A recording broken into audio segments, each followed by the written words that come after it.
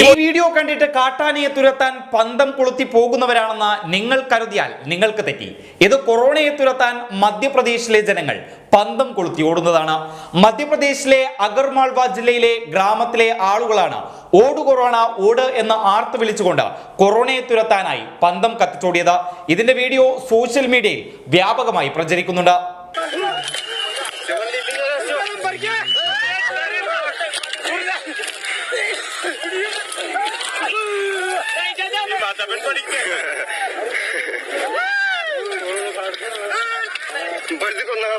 ഓട് കൊറോണ ഓട് എന്ന് ആക്രോശിച്ച ജനങ്ങൾ പന്തങ്ങൾ വായുവിൽ ചുഴറ്റുന്നതായും ഗ്രാമത്തിന് പുറത്തേക്ക് എറിയുന്നതായും വീഡിയോ ദൃശ്യങ്ങളിൽ വ്യക്തമായി കാണാം.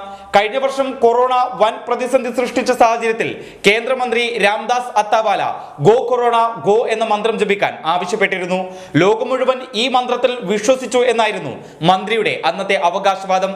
അതിന്റെ മറ്റൊരു വെർഷനാണ് ഇപ്പോൾ മധ്യപ്രദേശിൽ നടന്നിരിക്കുന്നത്. ഇത്തരത്തിൽ കോവിഡിനെ തുരത്താൻ വിചിത്രമായ കാര്യങ്ങൾ ചെയ്യുന്ന സംസ്ഥാനമാണ് മധ്യപ്രദേശ്. കൊറോണ വൈറസിനെ ഗ്രാമത്തിൽ നിന്നും തുടച്ചു മാറ്റാൻ സ്വന്തം നാവ് മുറിച്ചു മാറ്റിയ യുവാവിന്റെ വാർത്ത നേരത്തെ വൈറലായിരുന്നു. മധ്യപ്രദേശിലെ മൊറാന സ്വദേശിയായ വിവേക് ശർമ്മയാണ് സ്വന്തം നാവ് മുറിച്ചു മാറ്റിയത്. മുറിച്ച നാവ് കയ്യിൽ പിടിച്ച നിലയിലാണ് ഇയാളെ പോലീസ് കണ്ടെത്തിയത്. മധ്യപ്രദേശിൽ ആശങ്കാജനകരമായ രീതിയിൽ കോവിഡ് കേസുകൾ ഉയർന്നു വരുന്ന സാഹചര്യത്തിലാണ് മധ്യപ്രദേശിലെ ജനങ്ങൾ കോവിഡിനെ തുരത്താൻ ഇത്തരം മാർഗങ്ങൾ സ്വീകരിച്ചിരിക്കുന്നത്. മധ്യപ്രദേശിൽ കോവിഡ് ബാധിച്ച് മരിക്കുന്നവരുടെ എണ്ണം സർക്കാർ മറച്ചുവെക്കുന്നതായി നേരത്തെ ആരോപണം ഉയർന്നിരുന്നു. കോവിഡ് പ്രോട്ടോകോൾ പ്രകാരം ഭോപ്പാലിലെ ശ്മശാനങ്ങളിൽ ദഹിപ്പിക്കുന്ന മൃതദേഹങ്ങളുടെ എണ്ണം ഔദ്യോഗിക കണക്കുകളേക്കാൾ കൂടുതലാണെന്നാണ് ദേശീയ മാധ്യമങ്ങൾ ചൂണ്ടിക്കാട്ടിയത്. മരണസംഖ്യ പെട്ടെന്ന് ഉയർന്നതോടെ ഫ്രീസറുകൾ ഒഴിവില്ലാതായി.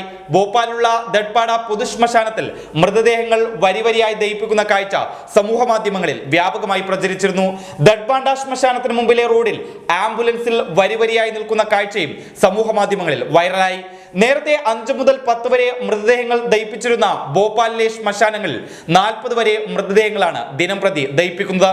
ഇത്തരത്തിൽ കോവിഡ് മധ്യപ്രദേശിൽ ആഞ്ഞടിക്കുമ്പോഴാണ് മധ്യപ്രദേശിലെ ജനങ്ങൾ ഇത്തരം പ്രവൃത്തി കൊണ്ട് കൊറോണയെ തുരത്താൻ ശ്രമിക്കുന്നത്. News desk public Kerala.